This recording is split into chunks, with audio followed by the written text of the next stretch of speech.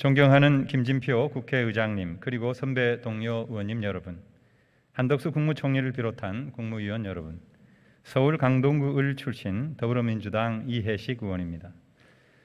바로 질문에 들어가겠습니다. 국무총리께 질문하겠습니다. 행안부 장관이 헌법과 법률을 자의적으로 해석해서 경찰국 신설을 밀어붙이고 있습니다. 일선 경찰들이 반발하고 있고 사상 초유의 전국 경찰서장 회의까지 열렸습니다. 행안부 장관이 이를 쿠데타에 준하는 상황이라고 규정했습니다. 총리께서는 이 말이 지나치다고 생각하지 않으십니까?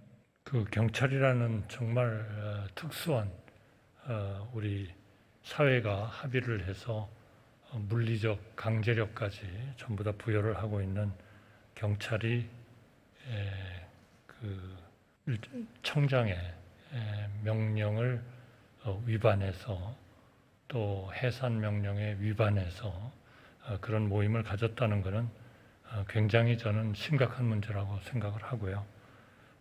행안부 장관의 표현은 아마 그런 것들에 대한 주무장관으로서의 가장 절실한 하나의 문제의식을 표출한 거다, 그렇게 생각하고 있습니다. 적절한 표현이라고 생각하십니까? 저는 할 수 있는 표현이다, 이렇게 생각합니다. 왜 이렇게 공감들을 못하십니까? 국민의 눈높이와 맞지 않습니다. 총리님, 어제 유삼령 총경이 대기 발령되면서 경찰 조직이 패닉에 빠졌습니다. 경찰들은 집단 행동을 제어하기는커녕 제2, 제3의 행동을 예고하고 있고 13만 경찰 모두가 한 덩어리가 돼서 이제는 경찰국 신설을 규탄하고 있습니다.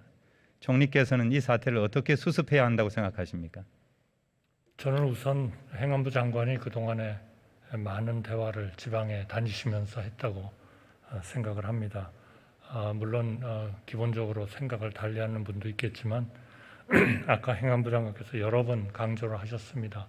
그 내용을 잘 이해를 하면은 정부의 어떤 의도나 또 행안부가 하고자 하는 그러한 하나의 앞으로의 그 활동, 그리고 경찰과 어떻게 일을 할 것인가 하는 것들이 좀 더 이해가 될 것이기 때문에 저는 각 그 경찰의 일종의 지도층에 있는 분들이 이 문제에 대해서 좀 더 그 냉정한 그런 생각을 가지고 그 경찰을 잘 설득해 주기를 기대하겠습니다. 내일 국무회의가 있죠? 예, 그렇습니다. 대통령께서 주재하십니까? 총리께서 주재하십니까? 내일은 대통령께서 주재하시는 국무회의입니다. 내일 경찰국 신설과 지휘규칙 제정안이 올라가죠? 아마 그렇다고 알고 있습니다. 제가 아직 지금 보고를 못 받았습니다. 오늘 국회에 나와 있느라고요. 이런 상황에서 상정하고 의결할 수 있다고 생각하십니까? 저는 국가가 해야 할 일을 그런 것 때문에 물러설 수는 없다고 생각합니다. 심사숙고해 주시기 바랍니다. 이런 위헌적이고 위법적인 그리고 논란이 너무나 많은 시행령 통치가 계속이 된다면 머지않아 거대한 국민적 저항에 직면하게 될 것이라는 것을 엄중히 경고합니다. 이상민 행정안전부 장관에 질문하겠습니다. 총리님 들어가셔도 좋겠습니다. 조금 이따 다시 모시겠습니다. 장관께서는 각종 언론 인터뷰에서 여러 차례 대통령 지지율을 언급했습니다. 대통령 지지율이 지금 바닥이다. 진심이 전달되면 고공행진할 것이다. 이런 말씀하셨죠? 네, 그렇습니다. 장관이 그런 인터뷰를 하고 나서도 지지율이 계속 떨어지고 있습니다. 대통령실 참모나 여당 당직자도 아니신 분이 더군다나 정치적 중립 의무가 있는 공무원들을 지휘 통솔해야 하는 행안부 장관이 노골적으로 직접적으로 대통령 지지율을 언급하는 거 적절해 보이지 않는데 어떻게 생각하십니까? 글쎄요, 그 정치적 중립 의무와 저는 대통령이 임명한 강요로서 대통령을 잘 보좌해서 대통령이 국정을 잘 이끌어 나가시고 국민들로부터 많은 지지를 받기 원합니다. 그게 잘 보좌하는 게 아닙니다. 경찰국 신설을 8월 2일까지 신설하는 것을 목표로 하고 있죠. 그렇습니다. 원래 8월 말까지라고 말씀을 하신 적이 있는데 이렇게 한 달까지 앞당겨가면서까지 이렇게 급하게 추진하는 이유가 있습니까? 한 달을 앞당긴 것이 아니고요. 제가 그때도 말씀드렸지만 7월 중에 발족하냐라는 질문이 왔을 때 7월까지는 아마 절차가 소요될 것이고 8월은 돼야 발족할 수 있을 것이다 라고 정확하게 그렇게 얘기를 한 바가 있습니다. 행정절차법상 법령 개정을 위한 입법 예고 기간은 40일인데 4일로 단축했죠. 네, 입법 예고는 법제처하고 협의하게 돼 있습니다. 네, 그렇습니다. 행안부가 법제처에 제출한 사유서가 있습니다. 그 사유서에 보면은 국민의 권리와 의무에 영향을 미치지 않는다 이렇게 돼 있습니다. 경찰국 신설이 정말 국민의 삶과 아무런 영향이 없는 일입니까? 글쎄요, 아주 넓은 의미로 본다면 정부가 하는 일이 국민의 권리 의무와 관련이 없는 것이 단 하나도 없겠죠. 근데 그렇게 하게 되면 그 예외 조항을 둔 아무런 의미가 없게 됩니다. 그런데 사실 조직 변경에 관한 사항은요, 사실 여태까지는 전혀 입법 예고 자체를 아예 안 했었습니다. 그러다가 법제처가 작년 하반기에 이 조직 변경에 관한 사항도 입법 예고가 필요하다라는 의견을 줬기 때문에 작년 하반기부터 조직 변경의 경우에는 평균 하루 내지 이틀 정도의 입법 예고 기간을 두었다고 제가 보고를 받았고요. 이번은 사안이 중요하기 때문에 각별하게 4일이라는 기간을 넓게 잡았다고 그렇게 보고를 받았습니다. 그것도 배려를 한 거군요. 뭐 배려라기보다 중요한 사안이라 판단했기 때문에 행안부에서 다른 사유서를 조직 변경의 제출합니다. 경우와는 다르게 좀 길게 잡은 것이라고 합니다. 행안부에서 사유서를 제출하는 것이고 그것이 국민의 삶과 영향이 없다 이렇게 제출했다는 것이 문제인 것이죠. 제가 아까 장관님. 말씀을 드렸지 않습니까? 모든 것이 그러면- 국민의 삶과 관련이 있죠. 근데 왜 일선 경찰들이 삭발을 하고 단식을 하고 총경 회의까지 열리고 왜 이러고 있습니까? 제가 파악하기는요. 그러니까 제가 일선 그 경찰을 많이 다녀봤는데 가장 근본적인 이유가 이 행안부 안에 신설되는 경찰국이 대체 뭐 하는 조직이고 여기서 뭘 하는지를 제대로 알고 있는 분이 많지 않은 것 같습니다.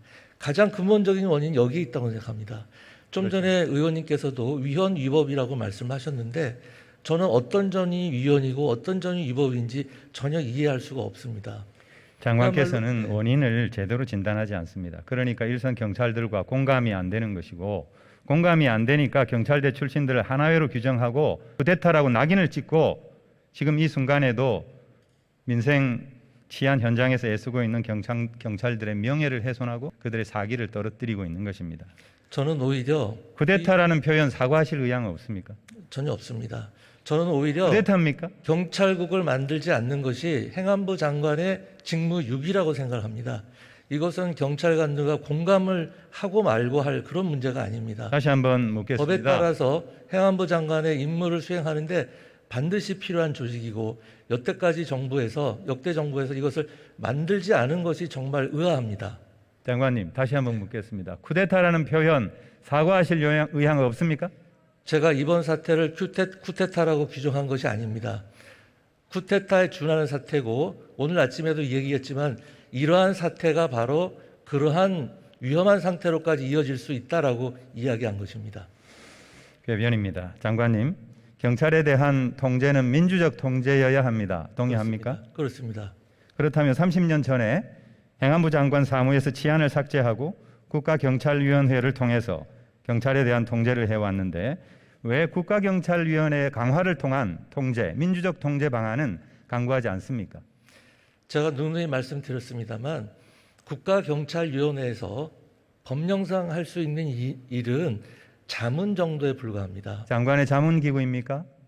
장관 및 경찰청장의 자문기구라고 볼 수 있습니다. 아닙니다. 따라서 이 경찰위원회가 제대로 역할을 하기 위해서는 그것이 합당한지 아닌지는 변론으로 하더라도 법의 개정이 반드시 뒤따라야 하는 것입니다.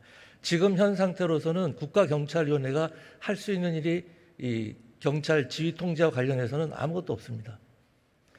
장관님, 국가경찰위원회 국가경찰과 자치경찰의 조직 및 운영에 관한 법률 제10조 1항에 인사 예산 장비 통신 인권보호 부패방지 등에 관한 사무에 대해서 심의하고 의결하는 기구가 국가경찰위원회로 되어 있습니다. 네.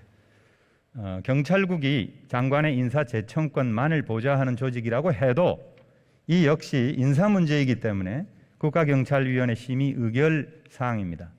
왜 국가경찰위원회를 패싱했습니까? 어떤 점에서요? 지금 경찰국 신설 관련해서 국가경찰위원회에 상정을 해서 의결을 받았습니까? 경찰국 신설은 국가경찰위원회의 심의 의결 사항이 아닙니다. 그리고 국가경찰위원회의 동의가 필요한, 예를 들어서 이번 경찰청장 후보자 제청, 그런 부분이 있을 때는 당연히 국가경찰위원회의 동의를 받았고요. 지금 경찰국 신설에 관련해서는 국가경찰위원회의 심의 의결 사항이 전혀 아닙니다. 국가경찰위원회에서 그런 의견을 제출했고 전 국가경찰위원장인 박정훈 서울대 법학전문대학원 교수도 그렇게 얘기했습니다. 장관님 말씀이 법입니까? 그렇진 않습니다. 하지만 겸손해야 됩니다, 장관님. 그 겸손의 여부가 아니고요. 그분들은 민간인 신분에서 한 이야기고 공무원은 법을 집행할 의무가 있고요. 그 해석이 유권 해석이 되는 것입니다. 소관 업무에 대해서는 그런 식으로 따지게 되면 수많은 민간인들이 각자 자기 의견을 내릴 때 누구의 의견을 따라야 되는 것입니까? 그만 듣고 싶습니다. 하나의 장관님 의견일 지금 뿐입니다. 궤변을 그만 듣고 싶습니다. 제 질문에 답을 좀 해주세요. 정부조직법 제34조 5항 치안 사무를 관장하기 위하여 경찰청을 둔다. 잘 아시죠? 네. 네. 이 조항은 원래 치안 사무를 관장하게 하기 위하여였습니다. 아시죠? 네, 그렇게 되면 이 치안 사무를 관장하는 것은 행안부 장관입니까? 경찰청장입니까? 지금 현행 법령상 행안부 장관이라고 판단하고 있습니다. 그렇지 않습니다. 법 조문상 그렇게 되어 있습니다. 관장하게 하기 위하여. 관장하기 위하여라고 되어 있습니다. 현행 법률은. 그러니까 지금 현행 법률대로 하셔야 연혁을 되는 거 봐야죠. 아니에요? 연혁을. 아니, 저도 그 과거에- 정도는 압니다, 장관님. 제가 법조인은 아니지만은 아니, 저도 지금 국회의원이에요. 아니 현행 법률이 장관님. 중요한 거 아닌가요? 박정훈 교수도 분명하게 이렇게 못을 박았습니다. 왜 그렇게 아니, 네, 박 교수 고집을 의원님의 피우십니까? 의견이 중요한 것이 아니죠. 지금 현행 법률이 그런데 그렇게 해석을 하시면 아니 되시죠. 지금 당장 멈춰야 됩니다. 경찰국 설치는 윤석열 정부의 몰락을 초래할 뇌관이 될 것입니다. 저는 장관님. 전혀 그렇게 생각하지 않습니다. 장관님께서는 윤석열 대통령께서 왜 민정수석실을 폐지했다고 생각하십니까? 민정수석실에서 과거에 밀실에서 음성적으로 해오던 반헌법적, 반법률적인 행위를 혁파하기 위해서라고 생각하고 있습니다. 제가 보기에 윤석열 대통령이 민정수석실을 폐지한 것은 민정수석을 지낸 조국 전 법무부 장관과의 대립이 윤석열 정치의 출발점이었기 때문입니다. 민정수석실 폐지 공약의 명분으로는 대통령실이 민정수석실을 통해서 사정기관을 장악하지 않겠다. 과거 사직동 팀은 있을 수 없다고 포장까지 했습니다. 맞습니까? 정확한 내용. 김대중 내용 정부 잡아주세요. 시절인 20여 년 전에 없어진 사직동 팀까지 소환해서 강력하게 주장했으므로 민정수석실은 폐지할 수밖에 없었을 것입니다. 그런데 민정수석실을 폐지하자 경찰에 대한 지휘 공백 사태가 발생한 것입니다. 국민과 경찰은 아무 불편을 못 느끼는데 권력 핵심은 경찰의 정보력이라는 결정적 통치 수단을 잃었다고 판단한 것입니다. 국가정보원은 이미 국내 정보 수집 활동을 중단했고 검경 수사권 조정으로 검찰을 통한 경찰 지휘도 어려워졌습니다. 법무부에 인사검증단을 설치하고 검찰의 정보관리 담당관실을 확대해도 한계가 있습니다. 정보경찰의 필요성이 매우 절박해진 것이죠. 그런데 이것은 한마디로 경찰국 신설 시도는 검찰공화국 완성을 위한 치트키를 만드는 작업입니다. 장담하건대 이대로 진행이 되면 20년 전 사라진 사직동 팀 그 자리에 이상민 팀, 용산 팀이 서지 않으리라는 보장이 없습니다. 어떻게 생각하십니까?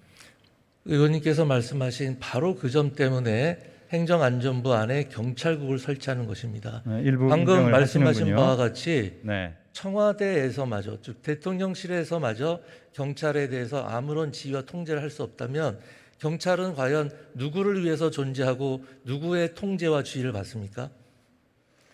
더욱이 이러한 독재를 주도하는 것이 우리 이상민 장관이시기 때문에 더 안 된다는 것입니다. 무엇이 이상민 독재라는지 장관은 이해할 수가 없습니다. 윤석열 대통령의 고등학교, 대학교 선후배 관계죠. 사석에서는 형님 동생하는 사이죠. 그렇게 인정했죠. 그렇습니다. 변호사 시절에는 친일파 후손들의 땅 찾기 소송의 변호인으로 참여했고 이 소송이 기각되자 친일 반민족 행위자 재산귀속특별법에 문제가 있다고 친일파 후손들이 제기한 위헌 소송에도 이름을 올렸습니다. 인정하십니까? 그건 사실과 다르다고 청문회 때 누누이 말씀을 드렸습니다. 이름을 올렸습니까? 안 올렸습니까? 제가 올린 것이 아닙니다. 지난 19일에는 경찰청장 후보자를 거느리고 헬기를 타고 대우조선 해양 파업 현장에 날아가서 10분 남짓 머무르다가 오셨습니다. 그 먼 곳까지 가서 노동자들 만나보셨습니까? 만났습니다. 만나지 않은 것으로 저는 알고 있습니다. 만났습니다. 인터뷰 내용이 언론에 다 보도되었습니다. 장관께서는 노동자를 겁박하고 위력과시를 한 것입니다. 그리고 대통령 지지율을 걱정하고 있습니다. 문재인 정부 때 제대로 수사 안 된 것이 있다면서 노골적으로 수사 개입 의지를 표명하고 있습니다. 그렇지 않습니다. 장관께서는 대한민국 경찰의 3대 트라우마를 아십니까? 모르고 있습니다. 대한민국 경찰은 일제의 앞잡이, 권력의 시녀, 폭력 경찰이라는 3대 트라우마, 역사적 과오를 짊어지고 있습니다. 공교롭게도 장관님의 이력과 최근의 직무 행위는 이러한 경찰의 트라우마를 환기시키고 있다는 것을 아셔야 됩니다. 그 반대로 장관의 생각합니다. 역사 의식이 일제와 독재를 경험하면서 경찰이 저질러 온 역사적 과오를 반성하고 민주적 경찰상을 정립하는 데 있어서 적합한 것인지를 묻고 있습니다. 그동안 일선 경찰관들은 헌신과 법제도 개선을 통해 과거 경찰의 흑역사와 그 상을 점차 씻어내고 국민의 경찰, 민주경찰로 자리매김하고 있는 상황에서 경찰에 대한 민주적 통제면 모르되 역사를 거꾸로 돌리는 위헌적, 위법적 경찰국 신설과 시규칙 제정은 도저히 용납될 수 없는 반민주적 폭거가 아닐 수 없습니다. 정반대입니다. 들어가시죠. 민정수석실에서 밀실에서 행하던 그런 비합법적인 통치를 공개적인 경찰국에서 들어가셔도 좋습니다. 투명하게 운영하는데 그것이 역사의 퇴행이라고 할 수는 없습니다. 한덕수 총리께 질문하겠습니다. 다시 나와주시면 감사하겠습니다. 정부의 6대 국정 목표에 지방시대 실현이 있고 대통령께서 후보 시절 직접 세종청사 중앙동에 대통령 임시집무실을 설치하고 세종시에서 격주로 국무회의를 개최하고 중앙지방협력회의를 월 1회 개최하겠다고 약속했습니다. 그런데 어느 것 하나 실행되지 않고 있습니다. 이유가 무엇입니까? 여러 가지 여기에서 하셔야 하는 외교적인 행사 이런 것들이 생각보다 많으신 것 같습니다. 한 번 지금 그 주제를 하셨고요. 앞으로도 시간이 될 때마다 하여튼 가시겠다는 의지를 강하게 가지고 계십니다. 그런데 오히려 반도체 인력 양성은 수도권 대학에 집중되고 있고 공장 건설과 관련된 수도권 규제가 완화를 예고했습니다. GTX 예타 면제와 조속 건설 등 수도권 집중을 강화하고 있고 지방 교육재정 교부금 축소 등 자치와 분권을 후퇴시키는 정책들은 신속하게 집행되고 있습니다. 자치분권 정책을 포기한 것입니까? 답변해 주시고. 우선 의원님 그 반도체 관련 산업입니다. 반도체만이 아니고 그 우선 그 인재 양성을 통해서 산업을 키우고 첨단 산업을 키우겠다는 그 정책은 수도권과 지방에 다 같이 인재 양성에 참여하도록 그렇게 될 것입니다. 그 다음에 그 지방 균형 발전에 대한 그 신정부의 의지는 그 어느 때보다도 강하게 그렇게 추진이 될 것으로 그렇게 생각하고 있습니다. 지금 그 지난 7월 22일 날 국가 균형 발전에 대한 10대 국정 과제가 마련이 됐습니다. 그리고 이 지금 말씀하신 그 교육 교부금 이 문제는 현재 저희가 생각하는 이 개선의 중심은 결국 그 돈을 지방에 있는 그 대학에 좀 더 투입이 돼야 되겠다. 전체적으로 지금 그 학생 수나 이런 것들이 초중고 쪽은 OECD 평균에서 한 130% 정도 좀 더 많은 재원이 1인당 가고 있고요. 대학은 뭐 거의 뭐 한 60% 정도이기 때문에 이 돈을 좀 저희가 바람직하지는 않지만 이 어린이들 새로 태어나는 어린이들이 적어짐에 따라서 학생 수가 주는 초중고로 가는 그 돈의 일부를 조금 그 대학 쪽에, 고등교육 쪽, 또 평생교육 쪽에 좀 더 돌리자 하는 것입니다. 그거는 그 돈은, 그 세금은 결국 다 지방에 가도록 그렇게 지금 계획을 하고 있습니다. 지켜보도록 하겠습니다. 최근 원희룡 국토교통부 장관이 공공기관 지방 이전 정책이 실패한 정책이라고 엉뚱한 말씀을 하셨던데, 그럼 윤석열 정부에서는 공공기관 지방 이전 안 하는 것입니까? 계획이 어떻습니까? 이거는 대부분 다 지금 계획대로 하고 있고요. 또 추가적으로 더 어떤 것을 할 것인가 하는 것들이 계속 논의되고 있습니다. 하고 있다고요? 네, 자료 좀 주시겠습니까? 논의를 하고 있다는 말씀을 드리겠습니다. 논의를 하고 있습니까? 네, 윤석열 정부에서는 재정분권 합니까? 현재로서는 지방에 좀 더 많은 재원이 좀 조건 없이 가야 된다 하는 그러한 그 목표를 가지고 논의를 시작을 할 겁니다. 아직 지금 본격적으로는 하지는 못했는데요. 그래서 이 지방에 있어서의 어떤 그런 그 좀 더 많은 재원이 갈 수 있도록 하는 정책은 계속 추진될 거라고 생각하고 있습니다. 총리께서 관심을 가지라고 총리께 질문 드리는 겁니다. 네, 재정분권, 지방 소비세를 올리는 방식입니까? 교부세율을 높이는 방식입니까? 아직 지금 구체적인 방법은 확정은 못했습니다. 지금은 아까 말씀드린 대로 교육세로 들어오는 그 일부를 좀 고등교육 쪽에 가는 쪽에 집중하고 있습니다.